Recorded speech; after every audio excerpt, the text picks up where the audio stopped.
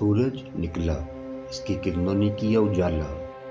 वक्त बदला, मगर आज भी अक्सर अफराद की सुबह दो चीज़ों के बगैर नहीं होती।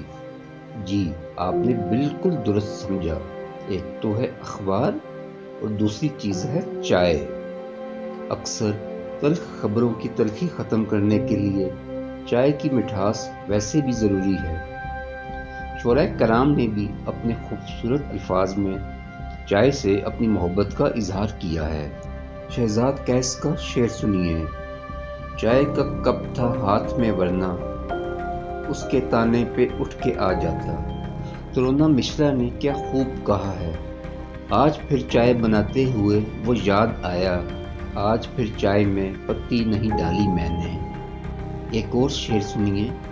उसकी मेज़ पे हम छोड़ आए, जलता सिगरेट ठंडी चाय। आमिर सुहेल ने ज़िंदगी के फ़लसफ़े को अखबार और चाय के इम्तिज़ाज से क्या खूब बयान किया है, सुनिए। ज़रा सी चाय गिरी और दाग दाग वरक, ये ज़िंदगी है कि अखबार का तराशा। नज़ीर कैसर ने बिखरे ख्वाबों से छुटकारा पाने का नुस्खा कुछ यूं बयान किया है। बिखरता जाता है कमरे में सिगरेटों का धुआं, पड़ा है ख्वाब कोई चाय की प्याली में। आसाम की खुसूसियात क्या हैं, मुनव्वर राना ने इन अल्फाज का पहरान कुछ यूं पहनाया है। शेर जैसा भी हो इस शहर में पढ़ सकते हो, चाय जैसी भी हो आसाम में बिक जाती है। बशीर बदर के इस अछूते ख्याल से भी वाकफियत हासिल करें।